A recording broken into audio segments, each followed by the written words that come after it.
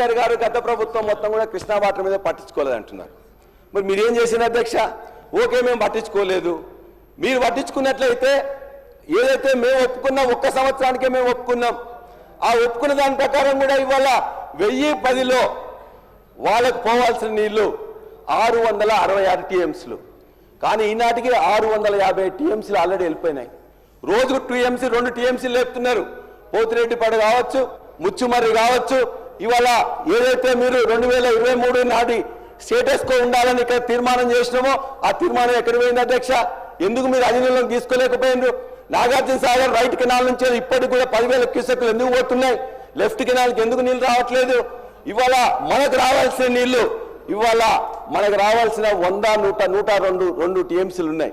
కానీ అక్కడ ఎన్ని నీళ్లు ఉన్నాయి అధ్యక్ష? ఇవాళ వాళ్ళకు ఇప్పటికీ మేము ఒప్పుకున్న ప్రకారం చేసినా కూడా ఇప్పటికి వాళ్ళకి 666లో 657 పోతే 9 టీఎంసీల నీళ్లు మాత్రం వాళ్ళకు పోవాలి.